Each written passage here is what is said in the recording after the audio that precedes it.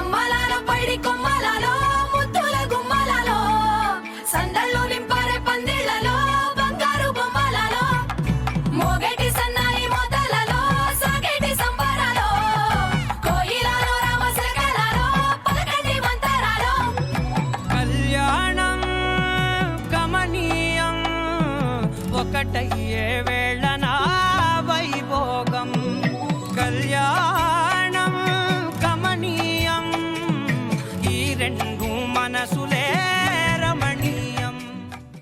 ఇది జీలకర్ర బెల్లం. ఇవి రెండు వేరు చేయలేనంతగా కలిసిపోతాయి. పెళ్లి తర్వాత భార్యాభర్తలు కూడా జీవితాంతం అలా కలిసి ఉండాలని ఇవి తలపై పెట్టిస్తుంది.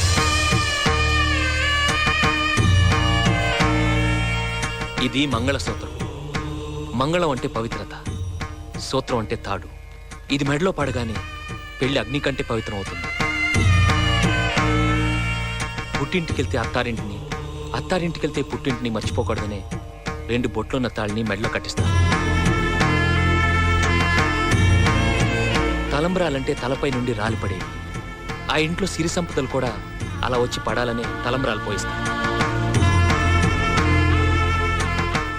7 అడుగుల్లో ప్రతి అడుగుకి ఒక అర్థం ఉంది. మొదటి అడుగు అన్నపానాల కోసం, రెండో అడుగు సుఖ సంతోషాల కోసం, మూడో అడుగు వ్రతాల కోసం, 4గో అడుగు సంతానం కోసం, 5దో అడుగు సంపద కోసం, 6రో అడుగు పాడి పంటల కోసం, 7ో అడుగు సఖ్యత కోసం. ఒకరి వెంట ఒకరు 7 అడుగులు నడిచి 6రో ప్రాణంగా 5వ తనాన్ని మూటగట్టుకొని 4 దిక్కుల సాక్షిగా 3 ముళ్ల బంధంతో 2 జీవితాలు ఒకటయ్యేదే పెళ్ళంటే.